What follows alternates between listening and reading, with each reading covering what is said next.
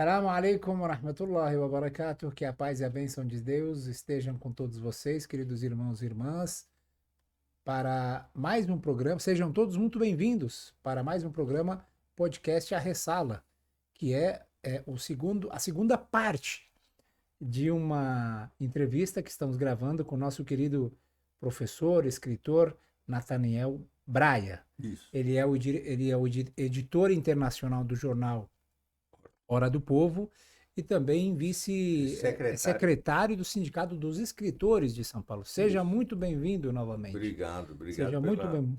oportunidade de falar com seus ouvintes, Muito obrigado seus espectadores. obrigado por ter aceitado novamente. A gente sabe como é a correria em São Paulo, as atividades.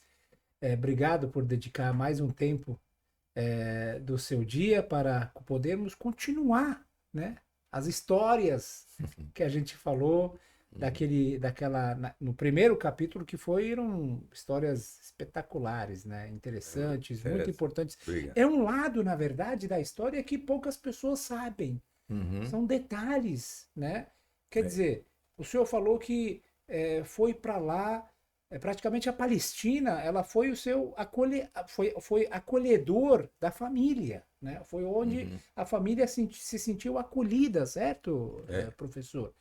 Antes mesmo. Tem um lado da minha avó por parte de pai que, segundo a tradição da família, vem desde dos tempos bíblicos. Sim, sim. Então, é a família Solomon. Sim, sim. Tem outros que vieram da Moldávia, os meus bisavós, né? Mas meus avós já nasceram no norte de Israel, em Safed, né? Uhum. E E tem, sempre havia essa convivência pacífica. tranquilo, não, não Entre... era mais do que pacífico, era uma convivência amistosa. Sim, sim. Safed sempre foi uma cidade. Primeiro, Safed é uma cidade que ela, segundo dizem, foi ali que nasceu a Cabala. Então, é uma Sim. cidade de estudiosos judeus, Sim. né? Então, muitos séculos de convivência. Sim, sim. Isso antes da fundação, lógico, né? Não, eu estou falando antes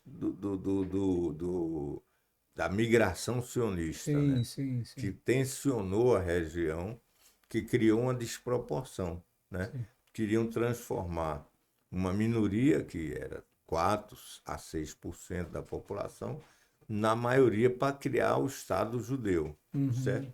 Certo. E é evidente que você não faz isso sem transferência populacional, Lógico. Então, A mudança, como é que fala? A mudança demográfica, né? é, Sim. então foi na verdade uma agressão colonialista planificada, né? Meus avós não participaram disso, né? Pelo menos no início, né? E os que ficaram lá, por exemplo, o irmão do meu avô acabou entrando nessa atividade sionista, Hum. virou advogado, juiz e tal, né? Mas o Então, senhor. eu tenho uma parte da minha Sim. família que se integrou na aventura sionista, certo? Uhum. O rascunho da Declaração de Independência de Israel foi meu tio-avô que escreveu.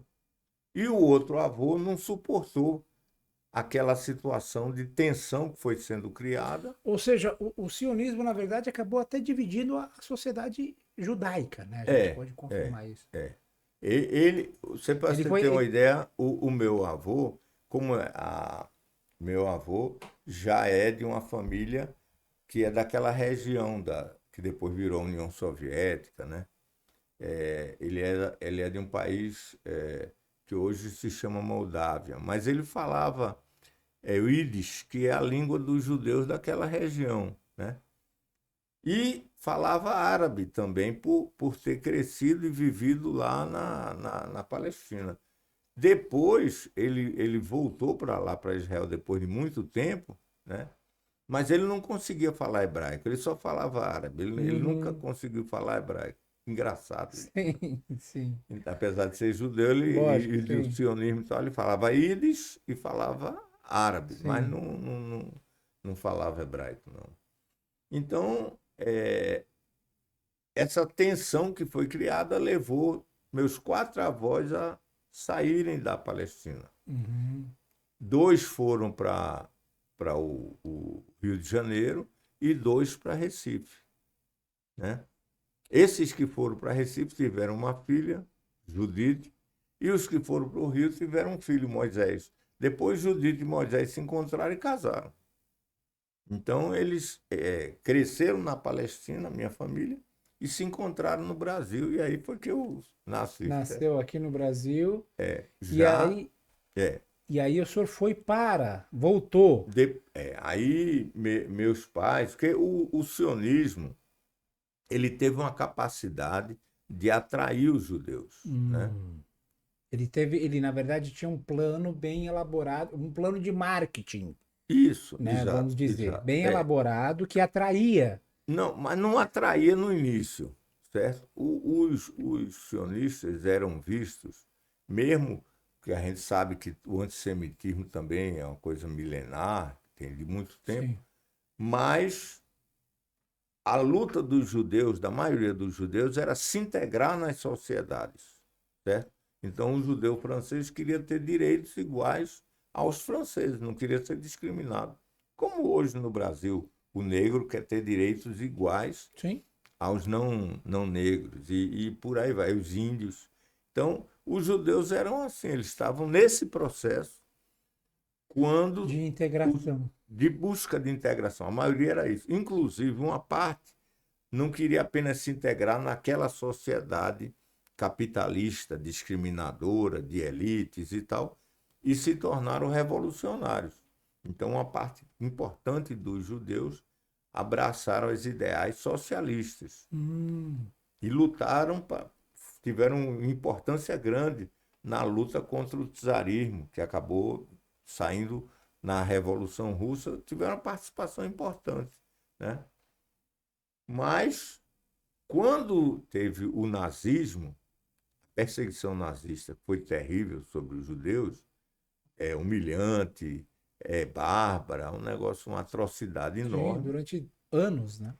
Antes dessa perseguição, esses judeus socialistas, progressistas, tratavam os sionistas como bobos, sonhadores, iludidos, porque não era possível você deslocar um outro povo, entendeu? E acabava você abrindo mão e até dando argumento para os antissemitas, dizer, olha, tá vendo? Eles não querem viver aqui, eles não são da nossa gente, entendeu? Então, o sionismo, nesse início, era visto como um prejuízo pelos Sim, próprios judeus, sim. um sonho inatingível. Agora, quando houve a perseguição, aí a narrativa sionista começou a fazer sentido para esses judeus que, tanto assim que as primeiras levas de judeus vieram da Europa, onde eles foram perseguidos, né? Aí foi virando, né? Depois é que, já com um poder econômico maior, com melhores condições e tal, eles começaram a buscar atrair os judeus árabes. Porque, num primeiro momento, os judeus árabes não faziam parte Sim, do plano sionista, do, do, né? do, da migração sionista, né? Uhum. Inclusive, para poder atingir esse objetivo, você vê como é que é um negócio capcioso essa história do sionismo. Precisa ser estudado, precisa ser. Quanto mais a gente estuda, mais a gente aprende. Lógico que sim. Então, os sionistas, eles botaram agentes no Marrocos, principalmente no Marrocos, no Iraque, que tinha uma população judaica grande, fazendo provocações como se houver, criando falsas perseguições aos Sim, judeus, sim, para amedrontar os sim. judeus. E teve a operação mais bem sucedida foi com os judeus iraquianos. Sim, é isso que eu ia falar agora. Os judeus iraquianos, eles inclusive botaram nome nessa Sim, operação. sim, Era a Operação Tapete Verde, sim. que era exatamente para trazer os judeus Eram iraquianos. atentados que aconteciam em algumas regiões Misteriosos e tal. misteriosas contra a comunidade judaica no Iraque, que era uma comunidade muito bem fazia parte, na verdade, não tinha O nada. Iraque era. E o Iêmen era mais ainda. Os Uhum. judeus iemenitas, eu conheci judeus iemenitas lá em Israel, eles mantinham as tradições iemenitas, certo? É impressionante, é inteiramente árabe, né? O cigarro deles é o narguilé, Sim. o casamento é com aquelas Vestes, coroas coroas, sim. que coloridas, douradas e tal. Toda a cultura, a dinâmica iemenita é muito árabe. Aliás, eu acho que é a mais preservada. E a marroquina também. Até hoje, todo ano, existe uma festa árabe enorme lá em Israel, onde os judeus árabes vão comemorar os judeus marroquinos, Sim. que se chama a Mimuna. Hum. A Mimuna é uma festa árabe. Então, esses judeus, eles não tinham nada de sionista. Começaram a ser, começaram a serem exportados, importados, na É, verdade, é. pelo plano sionista de países. E sempre para fazer atividades subalternas, né? Sim. Então, quer dizer, criou-se uma sociedade de classe onde os judeus da Alemanha, da Europa e tal, têm um predomínio econômico Existia isso? e os judeus árabes, agora eles já desenvolveram bastante, mas Sim. nos primeiros anos de Israel, Existia esse. eles viviam em tipo favelas, que eram tendas, né? Enquanto só estavam sendo construídas as cidades já. Haifa, Tel Aviv, essas cidades que foram bairros judaicos, principalmente Tel Aviv, que foi uma cidade pré-fabricada, né? Ao lado de Yafo, mas não era Yafo, eles conseguiram terrenos por ali, conseguiram construir. Já havia apartamentos bons, casas, mas para os judeus da Europa. Os judeus árabes, eles Eram primeiro considerados judeus de classe B, o C. Ben-Gurion tinha medo dos judeus árabes. Ele dizia, não, os judeus árabes a gente tem que trazer para povoar Israel e tal, mas eles são muito levantinos, eles são muito orientais demais e tal. Ou seja, o judaísmo, olha que contradição, o judaísmo, na cabeça do fundador do Estado de Israel, não podia ser oriental. E dizia que a história dos judeus é oriental. Como é que pode essa contradição? Então, as contradições Não, muito. a gente percebe, professor, que na verdade o plano, assim, o projeto sionista, ele é a ponta da lança, né, Uhum. de um projeto colonial ocidental, Sim, também. que ele simplesmente está lá implantado para poder, Sim, acabou juntando interesses, né? exatamente, né? Então, aí eu vou contar uma historinha, se for possível. Claro, claro. Na verdade, eu queria que você continuasse, né, aquela É, história que o senhor. eu fiz amizade com um camarada que era pobre, família pobre, mas muito estudioso, Isso lá em Israel, em lá em que anos, Israel. mais ou menos? Isso era os anos 70 por aí. E o nome dele é Shlomo Buzago. Certo, É marroquino. Isso é um nome marroquino, sim. né? E ele cresceu numa dessas favelas dos judeus que vieram de Marrocos. Só que o pai dele, ele veio em cima de uma propaganda que depois não se realizou, Hum, né? O pai dele, que eu não sei o primeiro nome, mas era segundo o nome dele, nome de família, era Buzaglo, né? Ele era nada mais, nada menos do que o cantor do rei do Marrocos. Buzaglo era o cantor do rei do Marrocos. Isso o Shlomo me contava e eu conheci o velho, o pai dele, né? sim.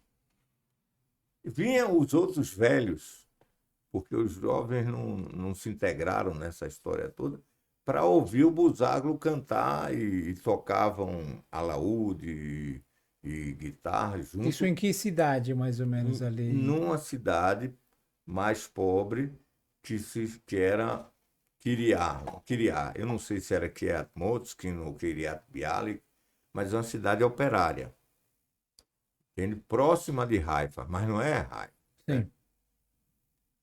Então era um apartamento muito simples e tal, e eles lutaram a vida toda para se alimentar, né? O Buzago, só para você ter uma ideia, ele foi recebido no aeroporto por Ben-Gurion. Só que de lá ele foi para essa favela. Ele recebeu, teve aquela recepção, ficou por isso mesmo. Só isso. Por quê? Porque Judeus os árabes, judeus, os marroquinos. sionistas, a cabeça do movimento sionista, não queria promover o lado árabe dos judeus que vinham. Eles queriam, eles como mão de obra, queriam que eles mesmos adotassem como deles a ideologia europeia. Então, o que aconteceu? Aconteceu uma esquizofrenia. O jovem judeu árabe, ou mesmo o adulto e tal, ele não se reconhece como árabe. Então ele perdeu a identidade. É como se eu, pelo fato de ter nascido no Brasil, mas ser judeu, eu não me considerasse brasileiro. A minha identidade principal é ser É brasileiro. lógico, sim. Mas se você chegar para um judeu árabe e disser que ele é árabe, ele se ofende. Não, eu sou judeu. Não existe isso, entendeu? O judeu europeu, não, ele é Yeque. Yeque lá em Israel é o judeu alemão, é o Yeque, entendeu? Sim. E assim vai. Agora,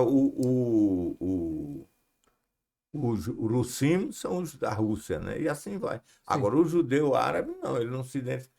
Chegou um ponto, olha Na só. verdade, não é que eles não se identificam, ao imigrarem para Israel, eles perderam essa identidade, Não, mas, né? mas, mas é mais do que isso. Porque eles não só perderam, como eles adotaram uma não identidade. Porque eles nem são judeus europeus e ficam querendo ser, e nem são mais judeus árabes, porque eles renegaram essa origem deles. Certo? Para quê? Para se identificarem como europeus, como, entendeu? É, Com uma classe mais é, nobre, é, é, é. né? Só que eles nunca foram Melhor do que os, ele aceitos. quer ser melhor do que os árabes, só que É, ele é árabe, entendeu? exatamente. É. Então essa história toda então essa história do Buzaglio ela reflete isso, né? Uhum.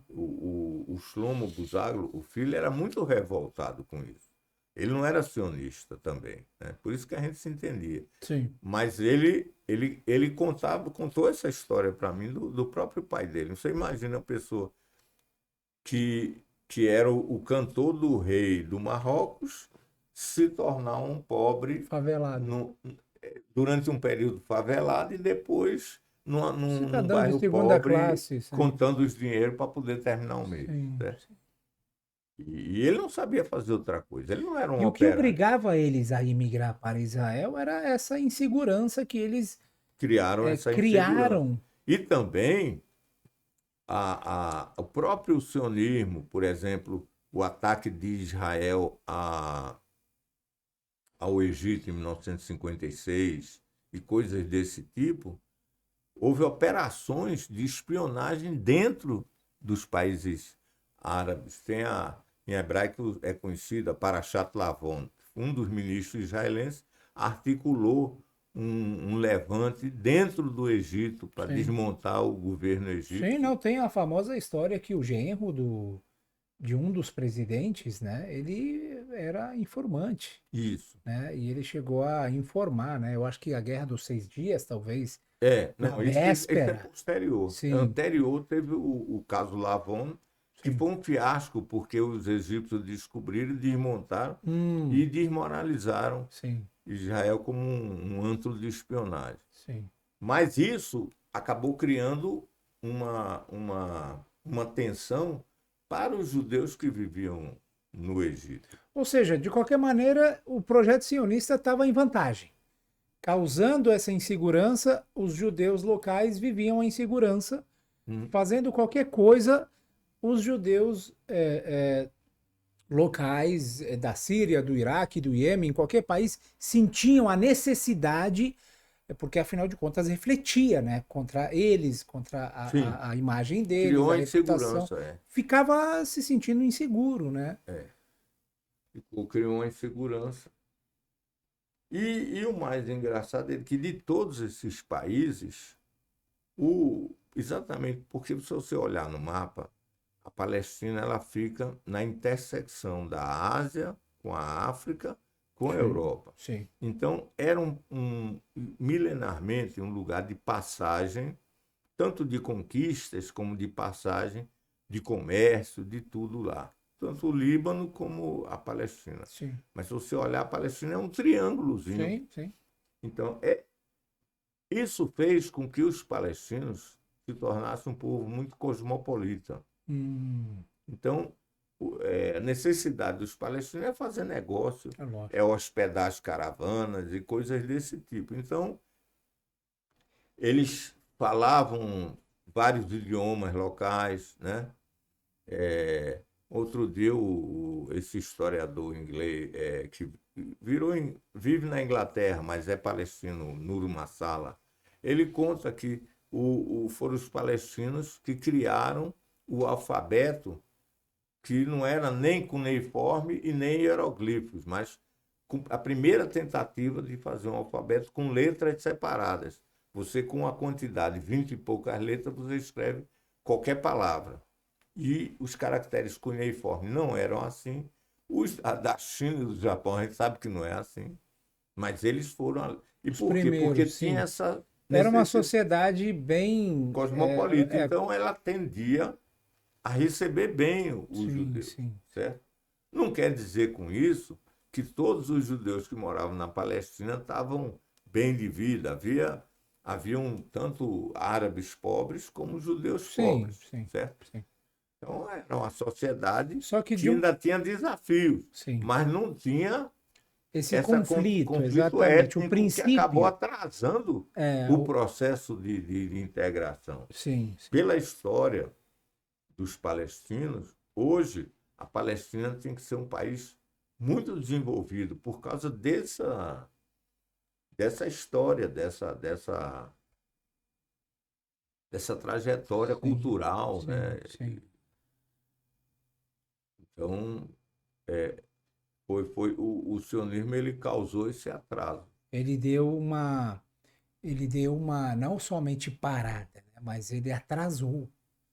Tudo que a Palestina havia conquistado naquela época, a gente vê pelas imagens, né, pelas fotos, haviam aeroportos na Palestina, enquanto países árabes ainda não tinham. Havia companhias aéreas, havia rádio, televisão, por exemplo, na Palestina, enquanto em outros países árabes ainda estava no processo inicial, né, desse processo. Agora, eu queria falar um pouquinho sobre a sua luta, né, dentro da, da, da Palestina, né, já que você começou a descobrir esse lado maligno, né, do projeto sionista, você foi um dos judeus que não se calou, você se posicionou É. e se aliou, inclusive, a palestinos, a árabes, contra esse projeto colonial. E aí você também teve uma história, aconteceu uma história engraçada, não sei, triste, né, de que você Talvez foi. para poder contar essa história precise de alguns capítulos, né? Ah, sim. Mas eu vou contar um deles e depois a gente vai Quem sabe a contando, né? gente, sim. Porque assim, eu fazia parte de uma organização e a gente, de repente, na guerra do Yom Kippur, que foi aquela guerra de 1973, que foi uma guerra que faltou pouco para as forças árabes não superarem a ocupação sionista, né? Então, estava, de repente, no meio do dia do Yom Kippur, que é o dia onde os judeus jejuam Isso e em revêem 67, 73. 73, sim. Eles jejuam e Foi no dia do jejum. do jejum Sim, judaico, sim, sim. onde eles jejuam e pedem e rezam para rever todos os pecados, todas as coisas assim. Era mais ou menos 10, 11 horas da manhã e eu ouvi uma sirene tocar perto da minha casa. Eu perguntei à vizinha, ela falou: começou a guerra. Hum, Como eu fazia parte de uma organização de judeus e israelenses, uma organização inclusive que lutava contra a ocupação e atuava dentro dos territórios ocupados clandestinamente. tá. Uma organização clandestina, Não, a obviamente. organização em Israel ela não era Ah, clandestina. sim, Em Israel ela era, como é que chama? Legal. sim. Mas nos territórios ocupados a gente atuava clandestinamente. A gente tinha células de estudantes, por exemplo, na Universidade de Birzeit, que era uma das mais importantes da Palestina ocupada. Então, eu peguei o carro e fui para Jerusalém, na casa do secretário-geral da nossa organização, que era, eu até já lhe disse, né, o jornal chamava em hebraico Maavak, em árabe Anidalat, né, Sim, que quer dizer a luta. sim, sim. Então a gente foi, eu fui para lá, para a casa dele, eu devo ter chegado lá umas 4, 5 da tarde, eu saí de Haifa, fui até Jerusalém, e a gente era parado no caminho, né? Porque já estava Já estava uma avançando situação de tropas no guerra, sul, no sim. norte, estava em guerra. A guerra tinha começado. Sim. Aí nós fizemos uma reunião da direção da organização, que era pequena, né? Nós nos reunimos na sala, tinha 4 ou 5 companheiros, que era o comitê central do qual eu fazia parte. Aí nós decidimos que quem fosse chamado naquela situação para ir para frente de batalha ia se negar, ia criar um caso de tensão dentro de Israel, né? E eu tinha me tornado cidadão israelense fazia pouco tempo, né? Aí passou-se um dia, chegou a carta me chamando para eu me alistar, Convocação. me convocando. Aí eu avisei o pessoal, eu disse, estou indo para lá. Tinha uma base militar em Haifa, onde eu morava, e era lá que eu tinha que me apresentar. Aí eu fui lá, mostrei o documento, né, que eu recebi. Aí ele pegou para poder fazer qualquer anotação e disse, só quero observar que eu não vou servir. E por quê? Eu disse, porque nessa guerra os árabes é que têm razão. Imagina você, o país em guerra, invadindo, e eu chego no meio lá da base militar falando um negócio dele. Aí eles pegaram, chamaram o segurança, leva ele preso, aí me prenderam. Meu Deus. Aí fiquei lá na cadeia. No dia seguinte eles vieram me pegar e me levaram para a maior base militar lá em Israel, que é a base onde todo mundo se alista, né? Bakum, o nome da base. Fica perto de Tel Aviv. E eu tinha amigos em Tel Aviv, que eram da nossa organização. Aí cheguei lá, eles me botaram numa sala com vários capitães e ficaram me empurrando um para cima, sabe como é? Como se eu fosse um Sim, João sim, Bobo. sim. E um deles levantou o telefone e disse, organiza aí um pelotão de fuzilamento e tal. E eu olhava para eles e disse, seja o que Deus quiser, estou na chuva, vamos nessa, né? Aí era tudo encenação, né? Aí eles me pegaram, me botaram uma algema no braço, na mão e outra no pé e fizeram eu andar na direção do escritório do general da base. E aí você imagina eu andando assim e com centenas de soldados me vaiando, né? Foi uma coisa muito tensa. Aí o general mandou tirar a algema, me ofereceu um café, um cigarro, na época eu fumava. Uhum. E aí ele disse, olha, é o seguinte, nós estamos com o país em guerra, nós precisamos unidade nacional total. Não pode haver divergência. Então, eu proponho um acordo ao senhor. Aí, o acordo é o seguinte, você não precisa pegar em arma, você escolhe aonde vai servir, pode ser telefonista, pode ser jardineiro, você faz o horário, a base mais perto da sua casa, mas é importante que você sirva nesse momento. Aí eu peguei na camisa dele e falei assim, General, essa farda aqui eu não visto. Aí ele ficou puto, bateu na mesa assim, bah, disse assim, você acha o quê? Que você vai enfrentar o exército de Israel?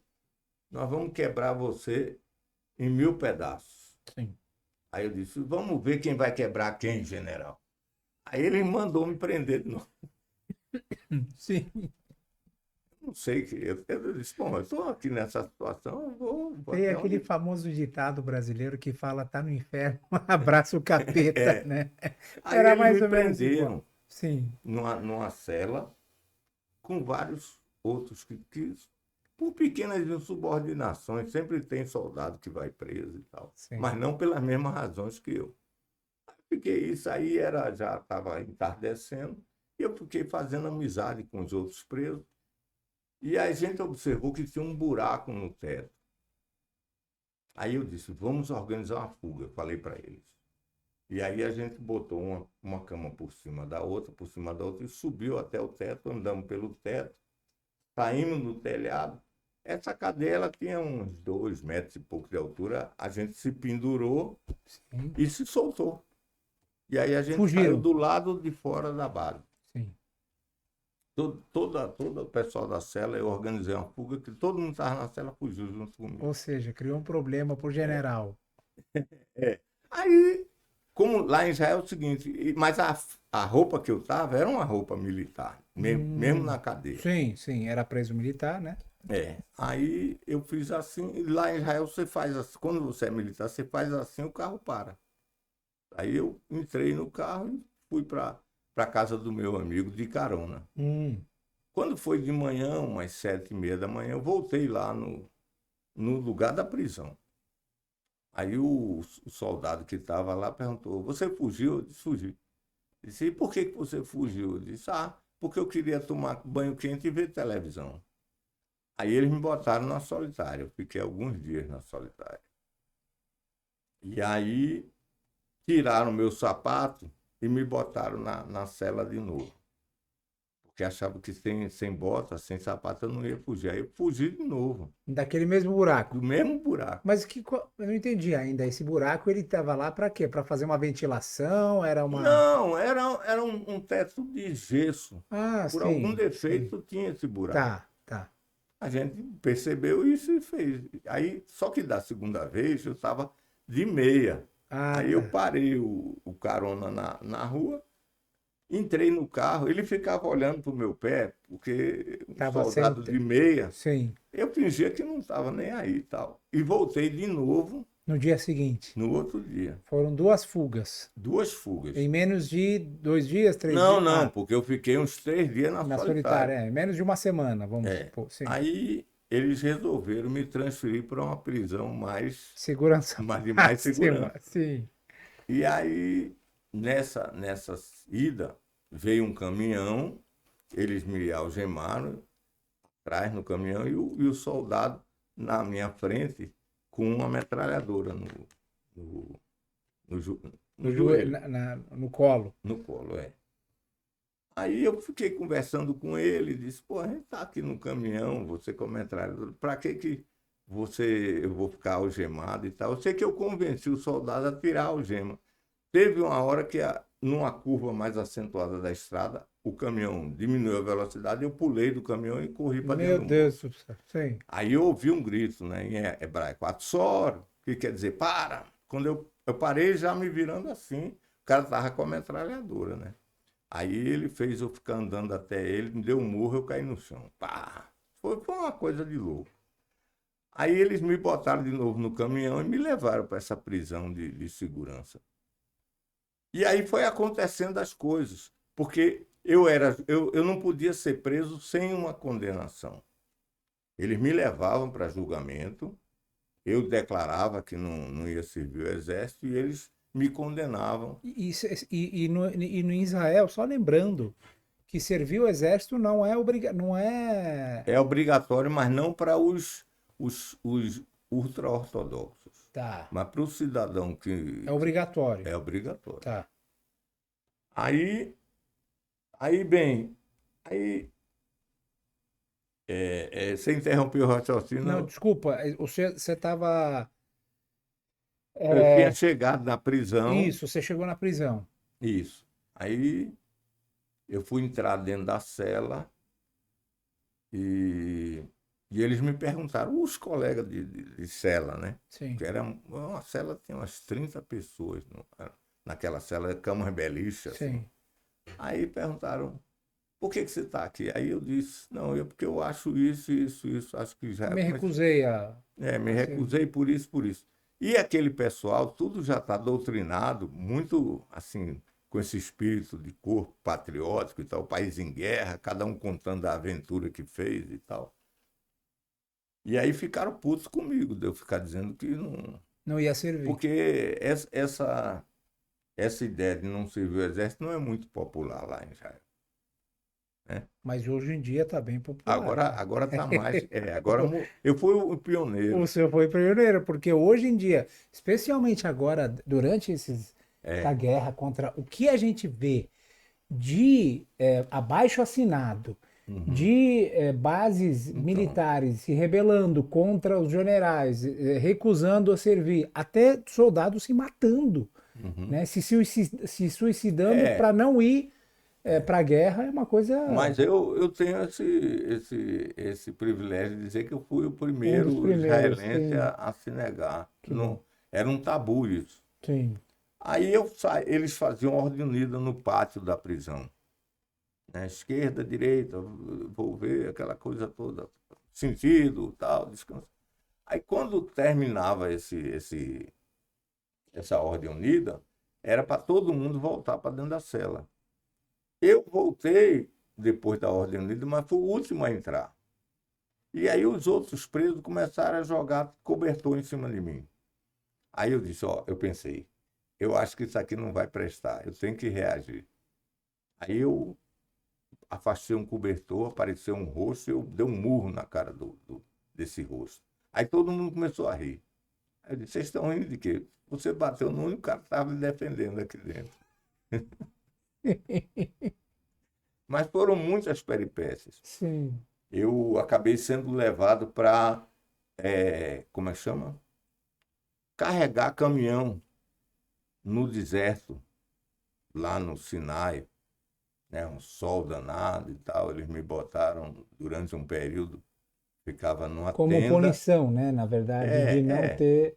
O senhor ficou preso há quanto tempo? Mais ou menos? Eu fui preso, eu acabei sendo preso 9 vezes durante um período de 6 meses. Eu ia solto e aí eles me davam um documento para eu me apresentar na base. Eu retardava para poder incorrer em ausência e de novo ser preso até que eles me liberaram. Chegou num ponto que Viram que não tem mais jeito não nenhum e tinha que. jeito e me liberaram. Mas depois eu fiquei sabendo, eu corri um risco muito grande. Eles, por sorte, eu tinha uma amiga, também brasileira, e migrou, e foi no mesmo navio comigo lá para Israel, na época. E ela viu meu dossiê, eles estavam recomendando me internar num hospício. Hum, E ela chegou, ela se responsabilizou por mim, e aí eles me deram a carteirinha de incapacitado. sim, sim. Mas eu, Mas a eu capacidade só tinha, né? sim, Você não tinha nenhum problema de saúde, né? não, não, nem mental. Nem mental, lógico. Eu acho que isso aí só mostra sanidade É mental. lógico, sim. Mas do ponto de vista dele, não. Sim, sim. Eles não suportavam essa ideia de ter uma pessoa que se recusa a. Tinha um cara que ele tinha se recusado antes de mim, que era o Giora Neumann. Ele era judeu também e ele se recusou por questões de consciência, antes da guerra ainda. Mas aí ele não aguentou a parada que eu aguentei. E ele acabou cedendo e virou enfermeiro nessa base militar. Ou seja, eles queriam, na verdade, que a pessoa fosse militar, mesmo que fosse em É, qualquer cargo, né? Em na qualquer. verdade, ali era uma demonstração política, Sim, sim. uma forma. Claro que eu não ia mudar o curso da guerra, Lógico, nem ia, sim, nem sim, ia sim. transformar nada, mas era preciso que alguém dissesse, olha, isso aqui eu não vou servir, e coube a mim Sim, sim. essa condição. É uma posição muito corajosa. Muito É corajosa. isso que eu estava dizendo. Eu não sei Sim, se hoje, com a idade que eu estou, eu tinha na época 23 anos. sim, sim.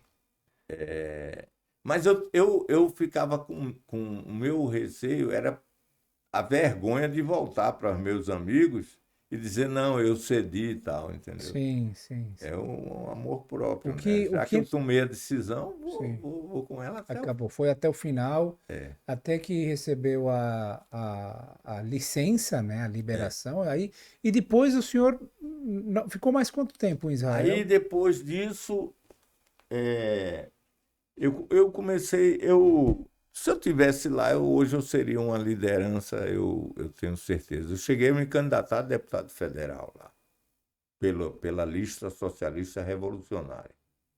Uma lista que a gente montou lá, que o cabeça da lista era o Rami Livner, que estava preso por espionagem, por atuar junto com as organizações palestinas. Aí a gente botou ele na cabeça da lista e foi aceito. Só que a gente teve muito pouco voto, né? Teve 0,8% dos votos e tal. Mas a gente fez campanha e tal, e eu fazia parte da lista de candidatos ao parlamento E qual que israelense. eram os propósitos dessa aliança, desse partido, né, que vocês Primeiro de atuavam? tudo, a principal era se retirar dos territórios palestinos ocupados. Essa era a primeira coisa. A segunda era negociar, reconhecer o direito do povo palestino a um Estado e abrir negociações com as organizações palestinas, né?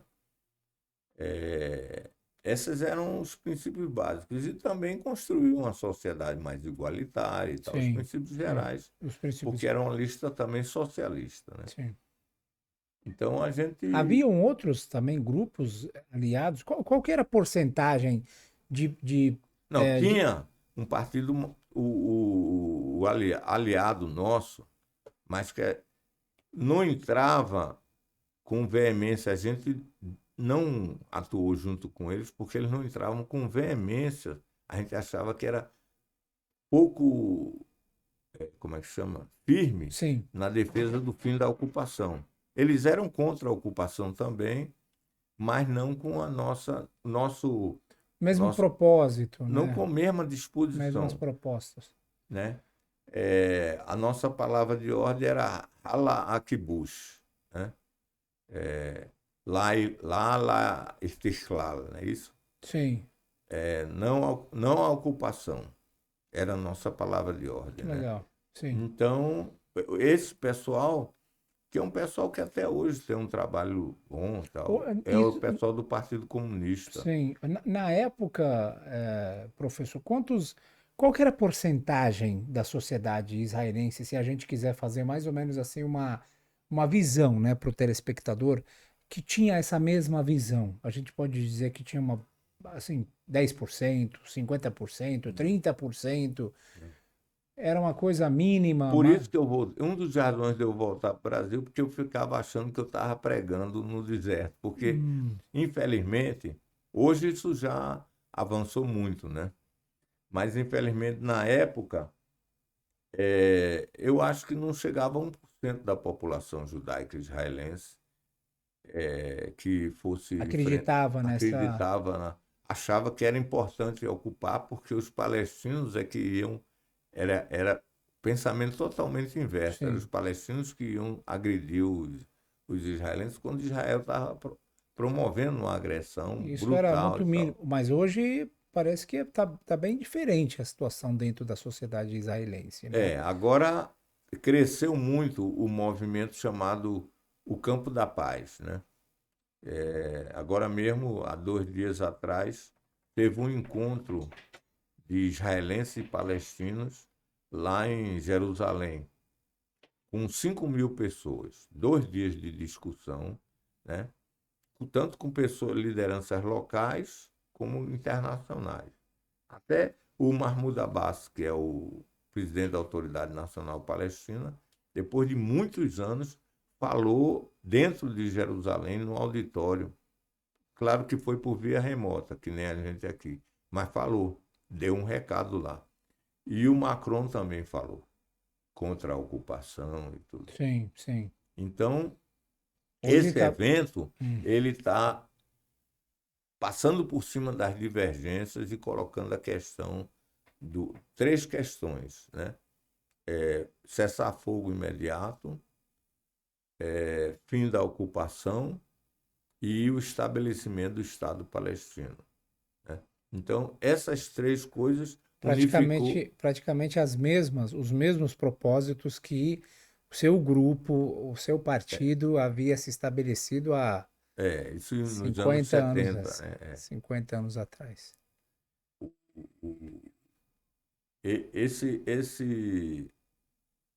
Eles passaram por cima das divergências e hoje esse grupo que organizou esse evento lá em Jerusalém já conta com 60 organizações.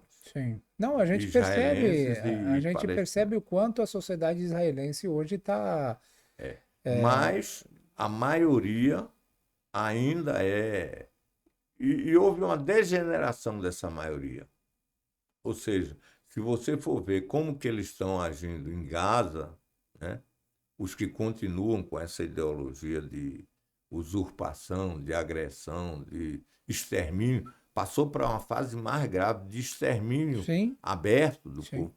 E você não causa um extermínio numa população se não tiver os exterminadores. Lógico. Não é um comandante que diz, agora vai exterminar Não, tem que e ter os aquilo acaba. elementos, as Tem pessoas. as pessoas. Então, apesar de que, como você falou, existe uma resistência dentro de Israel a isso, ela ainda é muito frágil e o que está prevalecendo, a gente tem que ter um pé na realidade, é o fascismo mesmo. Sim. O governo israelense, que ainda fazia algum nível de concessão democrática e tal, tanto é que a gente pôde se candidatar, né? Mas eles degeneraram totalmente. Estão passando lei atrás de lei, tirando todos os direitos democráticos dos israelenses, principalmente os árabes. Os árabes estão perdendo, os árabes que ficaram em Israel e que tinham algum nível de direito, de liberdade democrática, estão perdendo. Limitado, sim. Cada vez mais um professor que ensina e que fala essas coisas aqui que eu estou falando, corre o risco de perder o emprego. Sim, né? sim. Então, é uma situação... E se ele for árabe, então a situação Pior ainda. é mais difícil, Sim, entendeu? sim. Então, nós estamos nesse momento.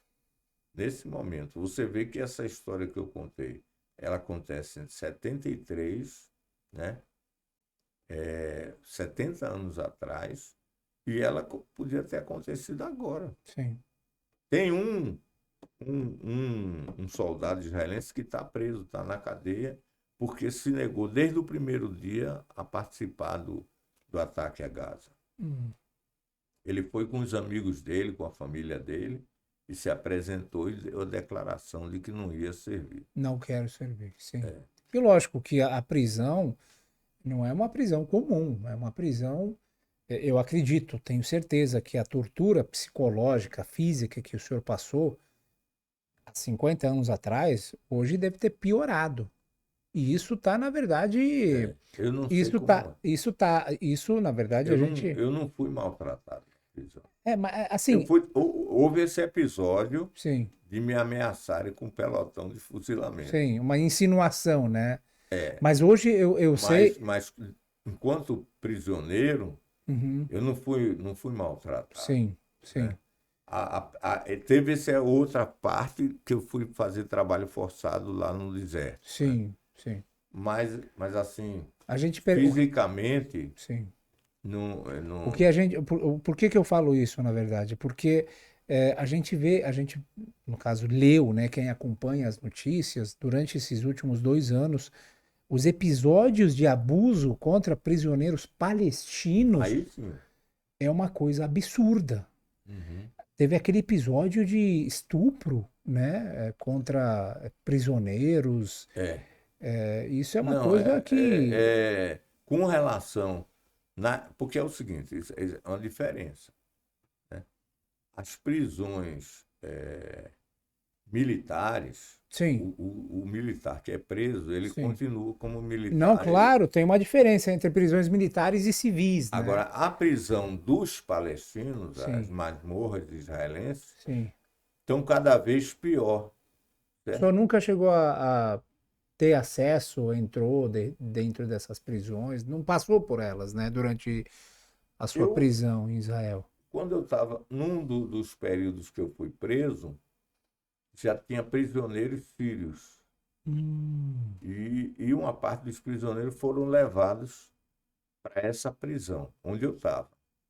E aí eles perguntaram quem se voluntariza para servir o almoço, levar a comida para os prisioneiros. E eles eram militares que faziam, entre eles, faziam ordem unida também, exercícios militares, dentro da cadeia, enquanto sírios. Eu não falava árabe, eles não falavam hebraico, a gente não se comunicava. Mas eu sempre dava um jeito de botar um chocolate, botar uma coisa e tal, na hora de entregar. E os carcereiros, perceberam que eu estava sendo gentil com os sírios e me tiraram. uhum. Eu fiquei Mas, nesse mas eles eram prisioneiros militares também, né? militares Sim, sírios. sim, Então, esses prisioneiros também tinham a visita da Cruz Vermelha, né, na prisão. sim, Então, eles não foram maltratados naquela prisão onde eu estava. Né? sim.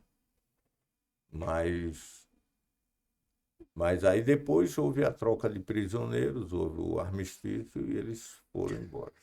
Perfeito, muito bom. Agora, antes de... A gente já está chegando quase no final, Tá vendo? passou Não dá tempo tempo de rápido, não contar, dá não. tempo. É impressionante como é boa essas histórias. A gente já tem que marcar uma terceira parte, viu, professor?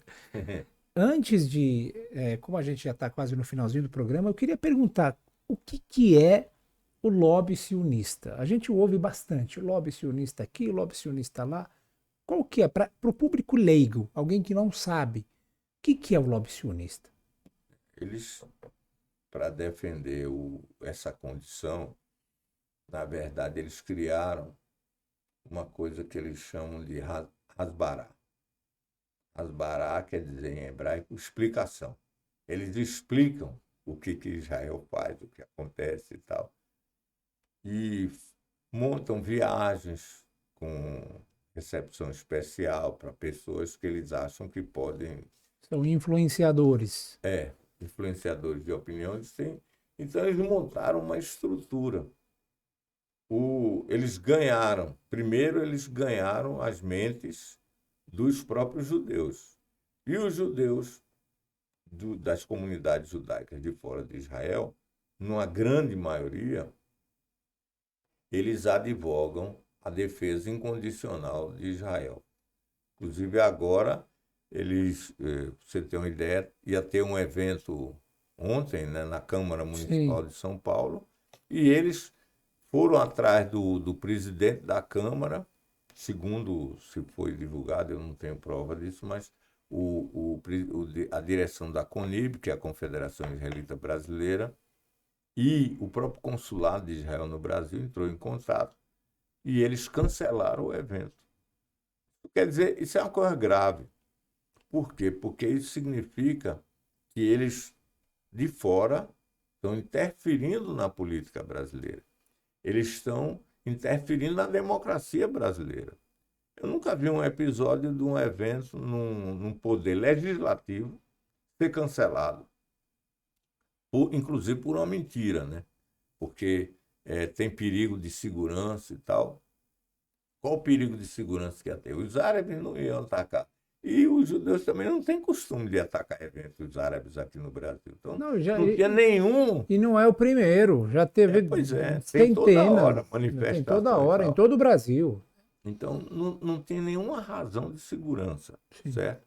E mesmo que tivesse alguma razão de segurança, às vezes você tem que usar a força de segurança para garantir um evento É democrático, lógico, sim, certo? sim. Então, esse é um exemplo, né? De como o lobby sionista age, né? Fora Eles de... agem assim. Por exemplo, quando eu escrevi o meu livro, O Apartheid de Israel, né? Foi uma editora importante no Brasil que publicou o primeiro livro meu. Foi a primeira vez que surgiu num livro esse nome, Apartheid junto com Israel. E o livro estava sendo produzido ainda, né? Sim. Não sei como eles ficaram sabendo. O editor da Alfa Ômega, o Fernando Mangariello, na época, me disse, olha, Bra, eu vou publicar o seu livro, mas eu estou recebendo telefonemas com recomendações para não fazê-lo, mas eu vou fazer. Então, o livro só saiu porque o Fernando Mangariello resolveu Publicar. enfrentar Sim. essas ameaças. Sim. Mas o lobby sionista, como você diz, atuou no sentido de que o livro não fosse publicado. Sim. Não Então, é o caso de você publicar um livro e você discutir com ele, né? não, ele não quer que o livro seja publicado, Não quer né? que seja publicado, não quer que o evento... Agora eu soube que eles fizeram pressão, olha só, tem uma cátedra na PUC, que é convênio com a USP e com a Unicamp. Chama-se Cátedra Santiago Dantas, em nome de um diplomata famoso da época do João Goulart.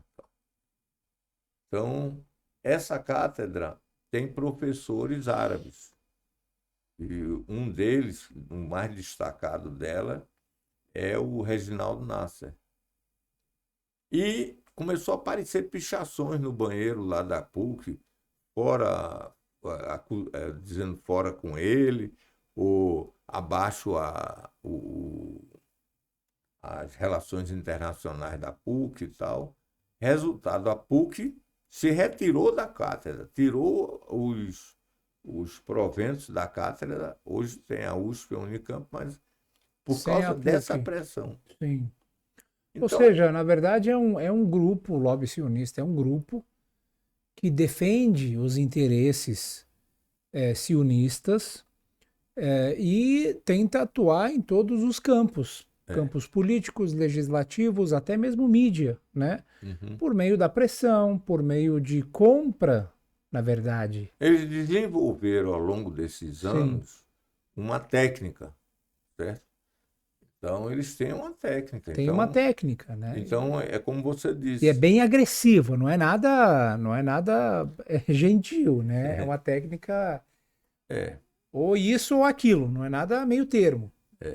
o que eles querem, por exemplo, isso que essa agressividade se manifestou na pichação dentro do banheiro da PUC, né? Inclusive, até mesmo na declaração eu acho que o presidente Lula recentemente fez uma declaração, né, chamando o que acontece em Gaza como genocídio.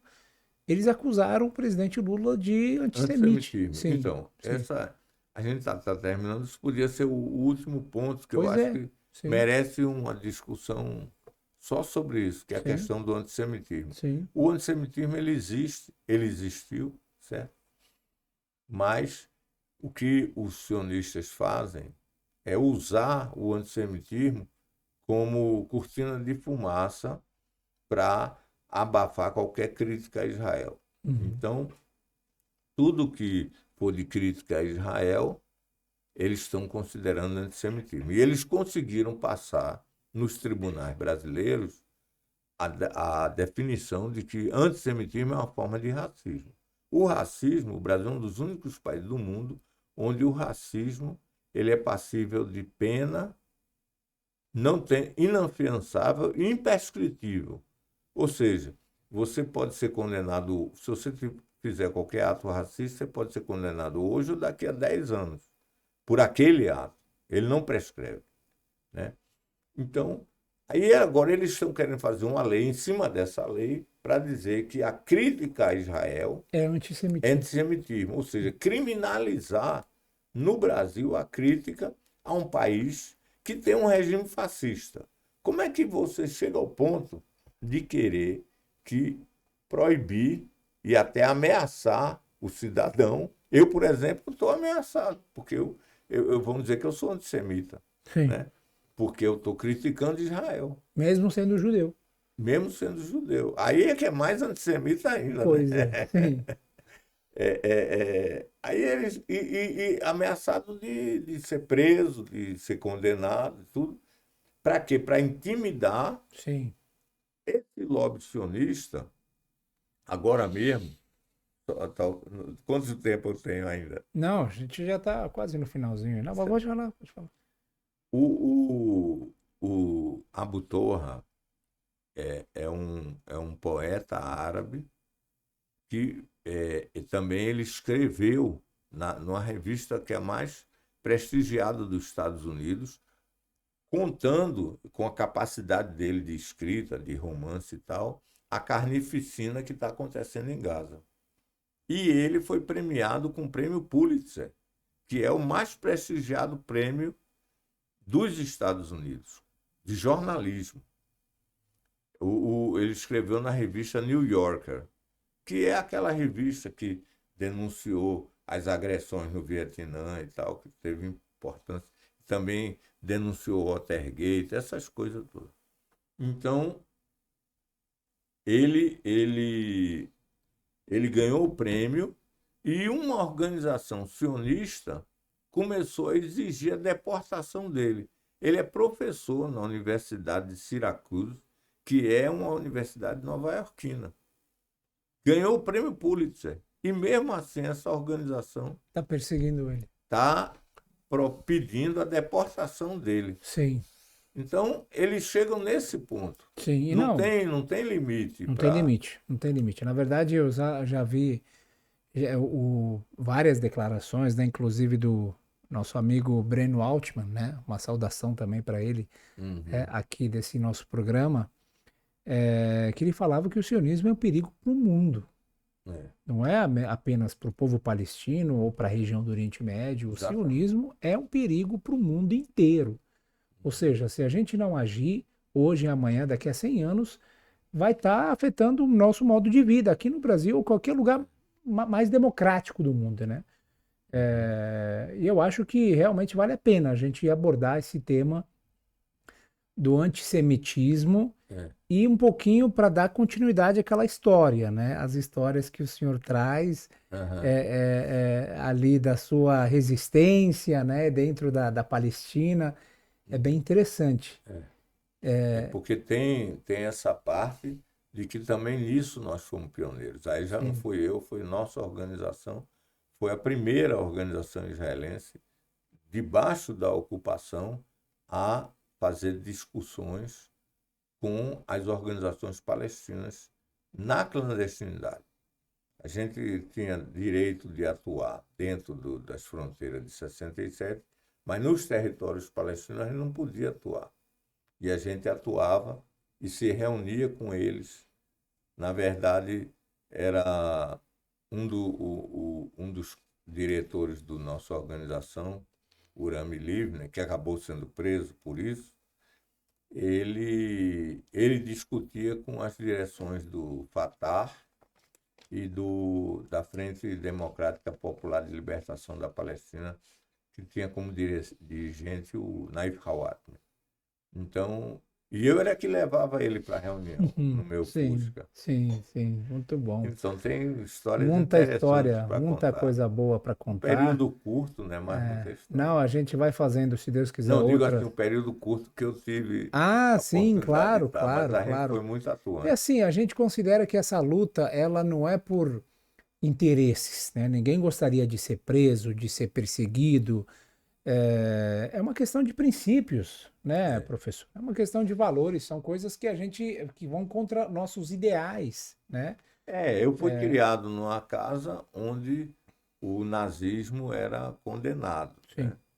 Então eu cresci nesse ambiente. sim, sim. Meu pai A gente mostrava não, filmes da perseguição que os judeus sofreram na Segunda a Guerra gente não Mundial. aceita, na verdade, Aí como isso. é que eu posso ficar calado ou aceitar uma coisa que afetou Pois é, é isso que eu ia falar. A gente não aceita isso, a gente não reconhece, não aceita de forma alguma e nunca vamos aceitar isso para ninguém, para nenhum povo no mundo, né? Que nenhum povo no mundo passe por isso que o povo judeu passou, ou qualquer outro povo, minoria, seja étnica, religiosa, no mundo. Maravilha! Muito bom programa, muito bom papo hoje. Mais um episódio com o professor Braia, aqui no nosso podcast A Ressala. Muito obrigado pela presença novamente. Obrigado a você por me convidar E a gente pela conversa. A gente marca um outro episódio para continuar, né? Se Deus quiser, uma terceira parte. O senhor gostaria de deixar uma mensagem, alguma coisa? Fica à vontade. É o seguinte, ontem eu fiz uma fala, terminei a minha participação na Assembleia Legislativa, Sim. dizendo que o sangue palestino derramado em Gaza, ele clama o mundo inteiro à ação. Ninguém pode ficar indiferente. E que isso vai crescer e que nós venceremos os idealistas da paz, do fim da barbárie, da agressão, vão vencer. É isso certo? mesmo. É isso mesmo. O que eu não me esqueci de dizer, eu vou dizer agora. Que essa situação me lembra duas frases do poeta turco, não sei se você conhece, o Nazim Hikmet. Não. Nazim Hikmet. Uhum. Nazim Hikmet é um dos maiores poetas de todos os tempos e provavelmente o maior poeta do Oriente Médio. Ele era turco. E ele escrevia coisas muito bonitas. Então eu vou terminar dizendo essa frase do Nazim Hikmet, né? Os dias mais bonitos nós ainda não vivemos. É isso mesmo. Isso mesmo. Chegarão, se Deus quiser, os dias mais bonitos. Isso. Se Deus quiser. No final dos tempos, a gente acredita que o mundo será dominado pelo Salvador, que a justiça de Deus irá tomar toda a terra. Irá dominar toda a terra. Isso com certeza vai chegar. Muito obrigado. São percepções diferentes da mesma coisa. Mais ou menos. Muito obrigado pela participação, muito obrigado pela fala. Muito obrigado a todos vocês, queridos telespectadores, que acompanharam a gente nesse programa de hoje, a Ressala Podcast. Que a paz e a bênção de Deus esteja com todos vocês. Até o próximo programa.